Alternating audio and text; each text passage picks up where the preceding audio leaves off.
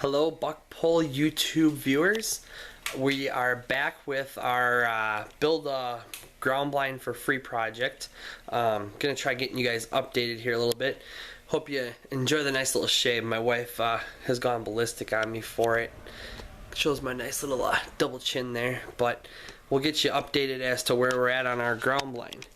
Now, the last time you guys saw this, these were just panels sitting on the floor. Or actually, they're sitting on the ground outside. I moved them in my garage because my garage is a little bit cooler than outside, and it's been kind of hot and muggy out here the last few days because we've had some nice storms. I've tipped the panels up on edge. I've only put in a few screws to hold them together. You can see right up there is 1, 2, about 3 on each side right now just to hold them in place. In the front of the blind, I've gone ahead and I've made some cuts down the side to cut out 3 sections and 3 sections over here as well. Get that removed out, and we are turning that into our window. So that folds out. Well, it will fold out once I get the hinges on it. Right now it's gonna be loose and empty, but there's the front window. Been looking at making side windows. I'm not sure if I'm going to. The place where we plan on putting this is on a small, probably 20 to 35 yard across food plot, so we really don't want it to be too big and too open. Plus, I kind of want to keep the darkness and the concealment to the inside as well as possible so that we can conceal it off. Let me sneak in here. As you can tell, the kids have made this their own little playhouse already in the garage, and they've had fun with it. Put some 2x4s in here to help strengthen up the window for when I mount the window. I'm gonna use that to make sure that the window is nice and strong. And then also, like I said, I was gonna cut out a door.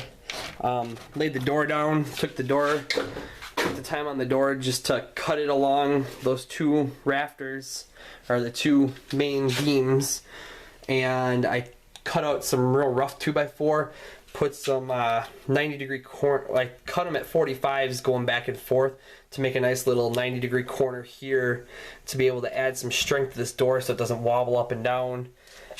Sourced the hinges from a friend of mine. I traded a few of those BuckPole buck magnets, and I traded a few of those for some hinges that he had. So win-win, everybody comes out ahead on that one. He was looking for mineral blocks anyways, and I was looking for hinges, so that helped me out.